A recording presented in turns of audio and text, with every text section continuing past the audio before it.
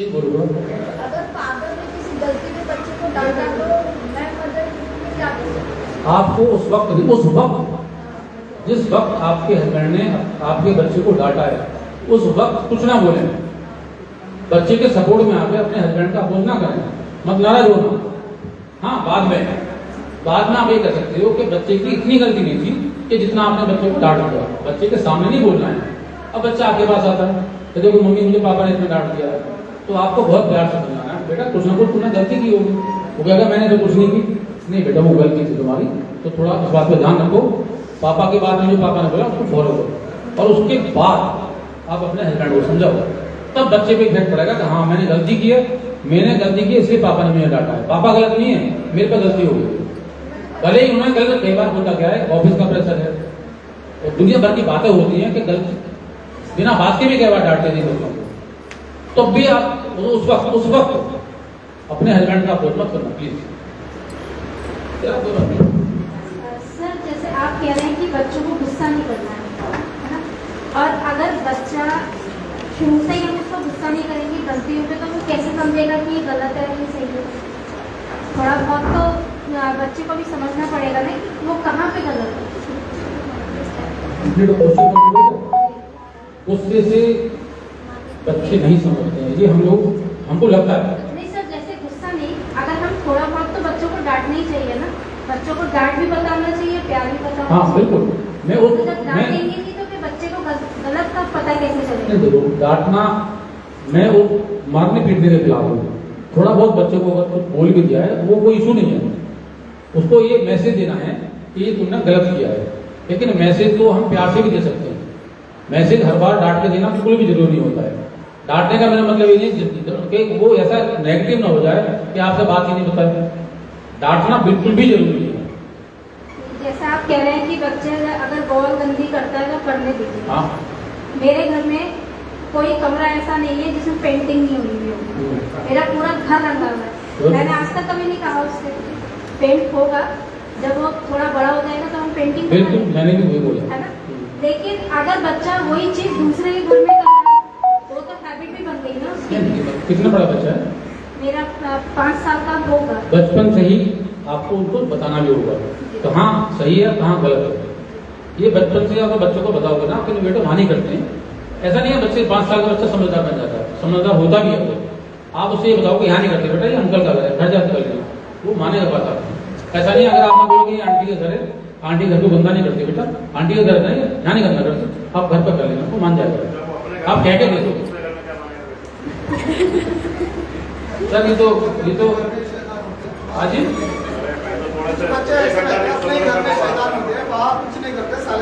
हाँ रहते बहुत बच्चे होते हैं। ये बच्चे के अपने अपने नेचर की है ना, हर बच्चा अपने नेचर के साथ आता है। उसके अंदर चेंज आता है, तो ये सारी चीजें मिलने के बाद ही उसकी परसेंटेज डेवलप होती है। तो वो लेके भी आता है ना। देखो कुछ बच्चे हाइट से डरते हैं, कुछ पानी से डरते हैं, कुछ आग से डरते हैं, कुछ ट्रैफिक से डरते हैं, कुछ डॉग से डरते हैं, कुछ गाय से डरते हैं। क्यों? कुछ पीछे से भी लेके आ रहा है वो।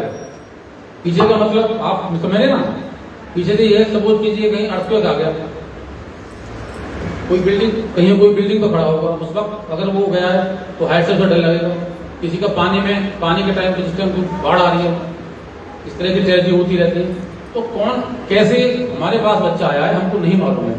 तो ये सारी चीजें कुछ लेकर आया है, कुछ यहाँ मिल रही हैं, कुछ सोसाइटी से मिल रही हैं, तो सबके साथ ही बच्चे का डेवलपमेंट होता है।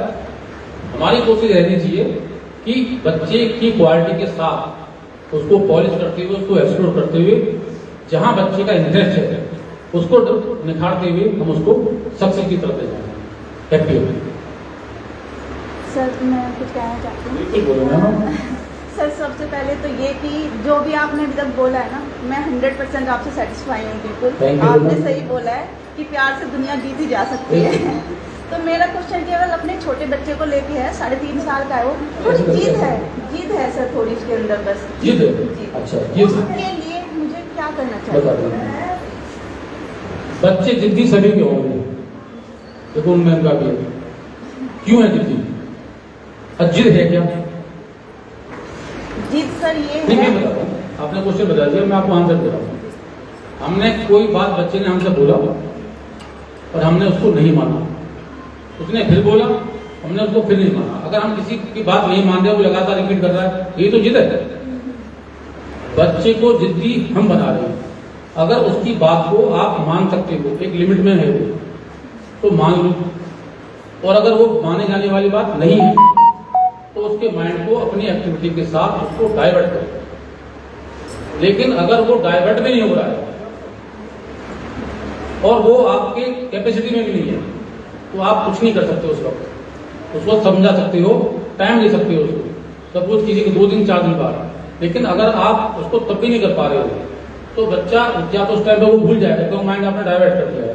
इसके 2 ही तरीके हैं बच्चे जिद्दी होने के, कि जब वो बच्चे इसी बातों को बहुत ज्यादा बोलते नहीं है, लेकिन जिद वो तब करना शुरू कर देता है जब लगातार किसी बात को वो रिपीट करता है। नहीं सर, जैसे एक छोटी सी चीज है कि खुद की साइकिल खड़ी है पास में, लेकिन दूसरे की ही चाहिए, तो उस स्थिति में क्या किया जाए?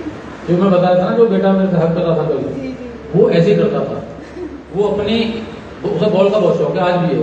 वो दूसरों के यहाँ जाता था, वहां से बॉल लिया आता था अपने। वही हो रखा है सर मेरे साथ में। मैं बता रहा हूँ, उससे हम बड़े प्यार से बोलते थे, बेटा तुम्हारे पास बॉल है, हाँ इस बॉल को देते आओ, अब आप ये देते आओ।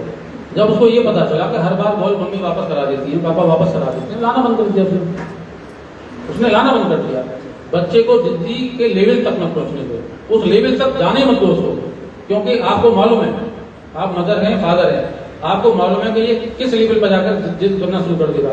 उससे पहले इसको रोक दो ना, या तो बात मान लो या माइंड को डाइवर्ट कर दो, 2 ही तरीके हैं ना, तो बच्चा जिद्दी होने से बच जाएगा। Thank you sir.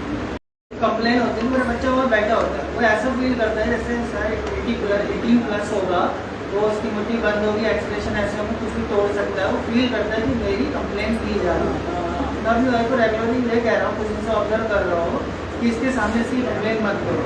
तो ऐसा फील कर रहा है मेरी बुराई की जा रही है, जैसे बड़ा लोग करते हैं वैसा ही फील कर रहा है। ये सही कह रहा हो, गलत कह रहा हो, उसके सामने उसकी करनी है, उससे ऐसा फील हो रहा है कि इंसल्ट हो रही है। Thank you so much. और आपका बहुत जेन्युइन क्वेश्चन है। अपने बच्चों की कंप्लेंट नहीं करनी चाहिए, कोई आपको दे देने वाला है। मैंने देखा कि वो उनकी मदर ही बता रहा हूँ, जब मैंने देखा था वो टेलीफोन पे लगी हुई थी अपनी बहन से कि दीदी ये बिल्कुल नहीं पढ़ती है, हर समय ये स्टेटस पे अपडेट करती रहती है, हर समय ये टिकटॉक पे लगी रहती है। बच्चा भी सुन रहा था, वो ऐसा नहीं है, बच्चा भी सुन रहा था। उसे लगा था मेरी बात मेरी मौसी तक पहुंच गई, मेरी बात मेरी मामा जी तक पहुंच गई, चाचा जी तक पहुंच गई। इट मीन्स मैं वहां तक तो पहुंच चुकी हूँ, तो वहां तक तो मैं फ्री हो चुकी हूँ, वहां तक तो मैं कर सकती हूँ। पास में फ्रेंड आके बैठ गई, उनसे भी कहती है तुम्हारी लड़की तो इससे करती है, मेरी लड़की ने तो नाक बंद कर रखा है, ऐसी है वैसी है वैसी है।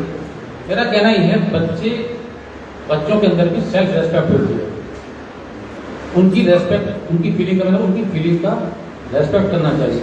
और कंप्लेंट अगर आप करेंगे किसी के सामने तो बच्चा जिद्दी भी होगा, फ्रस्ट्रेट भी होगा, और आपकी बातों को वो मानेगा नहीं और जिद करके और ज्यादा करेगा।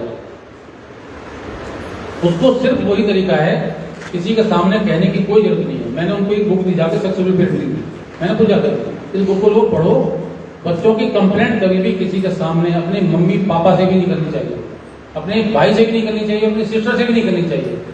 बात कर सकते हो उसके बाद, क्योंकि अगर आपने उसके बाद भी कंप्लेंट करी ना, तो कहीं अगर मैं सपोज करूँ आपने मेरे से बोला, मैं आपके घर आ रहा हूँ, तो मेरे माइंड में एक बन गया परसेप्शन कि भाई ये बच्चा इस तरह का है, और मेरा व्यवहार ऑटोमेटिक उसके साथ ऐसा हो जाएगा, ये बच्चा तो जिद्दी है, ये बच्चा तो ऐसा है, ये बच्चा तो वैसा है। क्यों करना? मेरा बच्चा है, मुझे हैंडल करना है, मुझे संभालना है, किसी से कंप्लेंट क्यों करें? इसलिए करें। अगर आप मेरी कंप्लेंट करोगे किसी से, मुझे अच्छा लगेगा क्या? या आपकी कंप्लेंट किसी से होगी, अच्छा लगेगा क्या? बिल्कुल भी अच्छा किसी को नहीं लगता है। यही मैंने बोला था कि बच्चों की फीलिंग की, उनकी इमोशंस की रेस्पेक्ट करें। अगर वो जो कर रहा है उसको प्यार के साथ संभालने की जरूरत है, मदर फादर मिलकर ही संभालेंगे। दूसरा एक चीज और है जो मदर हमारे इंडिया में खास करती है कि पापा को आने दो, आज तेरी खैर नहीं है। बच्चा खाना नहीं खाता तो भी यही स्टोरी होती है, बच्चा पढ़ता नहीं है तो भी यही बात होती है। भाई पापा का इमेज ऐसी बना दी है इंडियन मदर ने कि तुम तो लाचार हो, कुछ नहीं कर सकती हो, एक शाम को आएगा और तुम्हारे यहाँ साल तुम्हें फिट कर देगा। ये बिल्कुल गलत है, बहुत ही गलत बात है। और कुछ मदर तो बीच में भी फोन करके बच्चे पर डांट लगा देती है, और वो भी ऑफिस में बैठे बैठे डांट लगा देते हैं कि मैं आज आकर तेरे को ठीक करूंगा, देखता हूँ आगे। तो ये तरीका देखिए ठीक नहीं है। मेरा एक फ्रेंड है, बहुत सीनियर राइटर भी है, उसके फादर राइटर भी हैं, लेकिन अपने वो बोलता है, मैं आपको बताता हूँ, मैं उनको अपने मम्मी पापा के बारे में बताता हूँ ना, तो वो ऐसे देखता आश्चर्य से, ऐसे होते हैं मदर फादर, क्या ऐसे संबंध होते हैं मदर फादर से? मैं बिल्कुल, वो कहते हैं मेरे फादर, वो राइटर नहीं है, मैं गलत बोलता हूँ, उसके फादर राइटर हैं दिल्ली में, और वो लेक्चर भी रहे, अब रिटायर हो चुके हैं। बोले मेरे अपने फादर से मैं अकेला बच्चा, वो कहते हैं मैं अपने घर में अकेला बेटा, मेरी एक सिस्टर है, जयपुर से मैंने बीटेक की है, मैं नालायक भी नहीं हूँ सर, उसे कहता मैं नालायक भी नहीं हूँ, लेकिन पूरे साल में मैं अपने फादर साथ साथ रहते भी हैं, 10 मिनट बात होती है, केवल 10 मिनट, और वो भी कैसे? वो बोलते हैं चल रे अतुल नाम है, चल गाड़ी निकाल के गोवा के पास जाना है, ठीक है पापा। कुल मिलाकर 10 मिनट बात होती है। उसका कारण यही है कि पापा को आने दो, और पापा भी बखूबी अपना रोल निभाते हैं इंस्पेक्टर का, वो भी पूरी तरह डांट फटका लगाते हैं। देखिए ये सही तरीका नहीं है कि पापा की एक ऐसी इमेज बना दो और मदर अपनी इमेज ऐसी लाचार वाली बना दो, बिल्कुल भी बनाना नहीं है। पापा को आने दो, पापा के साथ खेलेगा ना बच्चा, क्यों डराना है? बिल्कुल डराने की जरूरत नहीं है। स्टार्टिंग में भी मैंने कहा था, जिन बच्चों को अपने फादर का प्यार नहीं मिल पाता है किसी भी कारण से, एक टाइम के बाद उनके अंदर कुछ ना कुछ बीमारियां शुरू हो जाती हैं, और जो समझ नहीं पाता कि क्यों हो रही है। मिलकर बच्चे को पालिए, मिलकर बच्चे को समझिए, और मिलकर ही उसकी प्यार करना है, संभालना है, और साथ साथ उसके काम करना है। तब आप बच्चे को अपने को ठीक से हैंडल करो। क्योंकि बच्चों को पालना बच्चों का खेल नहीं है, ये समझ लीजिए। बच्चा भी बनना पड़ेगा कई बार आपको, और बच्चे बनकर ही बच्चों को पाल सकते हो, बड़े बनकर बच्चों को नहीं पाला जा सकता। अगर दिन में एक बार आपने ये सोच लिया कि कभी मैं भी इतना ही बड़ा था, तो बच्चों को संभालना, उनको पालना आसान हो जाएगा। हम सब ने भी वही सारे एक्टिविटीज की हैं जो हमारे बच्चे कर रहे हैं, और यही सोच शायद मुझे अपने पापा से ही पेरेंटिंग मिली हो सकता है, क्योंकि मेरे फादर ने भी कभी नहीं डांटा, कभी भी नहीं डांटा। उनके साथ बैठ कर हम बात करते थे, उनसे हम, जब मेरी शादी भी नहीं हुई थी, हम क्या क्या बात नहीं कर लेते अपने फादर से।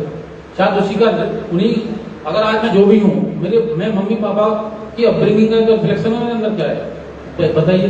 गांव से निकला हुआ आदमी, दिल्ली गवर्नमेंट में था मैं, दिल्ली गवर्नमेंट का जो टाटा का जॉब छोड़ा, फिर दिल्ली गवर्नमेंट छोड़ा, क्या जरूरत पड़ी थी मुझे?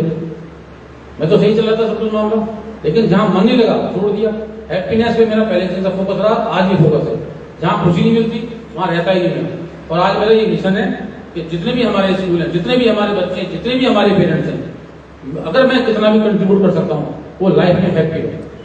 और इसी मिशन को लेकर मैं चल रहा हूँ। सर मेरी कोशिश होगी अगले सेशन में आपको 98 से 100 पर ले जाएंगे।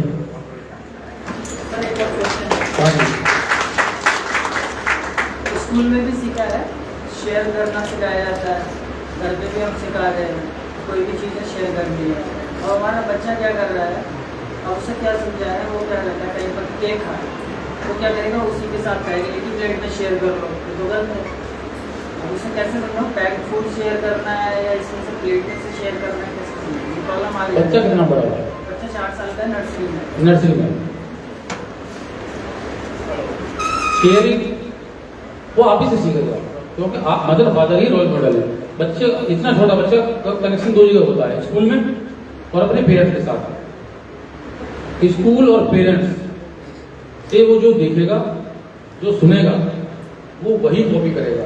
हमारी स्कूल की टीचर्स की भी बच्चे वहां जाकर निकल उतारते होंगे, करते हैं बच्चे, मदर फादर की कॉपी स्कूल में आगे करते हैं, क्योंकि इन्हीं के बीच में बच्चे रहते हैं, छोटे बच्चे स्पेशली। तो वो उन बातों को अगर आप उसको धीरे धीरे ही उसको वहां से हटा सकते हो, अगर वो इस तरह की शेयरिंग कर रहा है वो। और शेयरिंग मैंने बातों की थी, अगर चीजों की वो शेयरिंग कर रहा है वो हाइजीनिक नहीं है, नुकसानदेह है, तो आप उसको रोके कि बच्चे बेटा ये चीज सही नहीं है, अभी 4 साल का बच्चा है, माइंड ग्रो हो रहा है, मानेगा। और छोटे बच्चे बात क्यों मान जाते हैं, मैं बड़ी लंबी बात हो जाएगी ये। छोटे बच्चों की माइंड की फ्रिक्वेंसी लो होती है, इसलिए वो बात मान लेते हैं पेरेंट्स की। और टीनेजर में बच्चों की माइंड की फ्रिक्वेंसी ज्यादा हो जाती है, वो समझते हैं तुमको सब पता है, मैं क्यों मानूं मम्मी की, मैं क्यों मानूं पापा की। छोटे बच्चे डिपेंड भी होते हैं, माइंड की फ्रिक्वेंसी भी कम होती है, प्लस उनके साथ अटैच भी इसलिए ज्यादा होते हैं, बात को मान लेते हैं।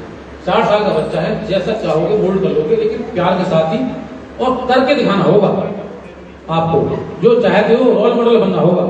आज की डेट में हमारे रोल मॉडल कौन है? विवेकानंद जी हैं, हमारे रोल मॉडल है कैटरीना कैफ, शाहरुख खान, आमिर खान, संजय दत्त, अनिल कपूर। ये इसको शिफ्ट करना पड़ेगा हमको, और हम शिफ्ट करेंगे तब वो शिफ्ट करेंगे।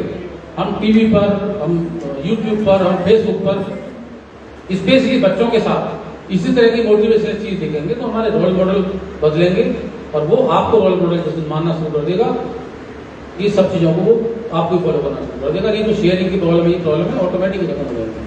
रोल मॉडल बनने की जरूरत है बस। मेरे फादर मेरे रोल मॉडल है, मैं आज ही बता दूं, और वो उनकी बातें मुझे हर वक्त याद रहती हैं।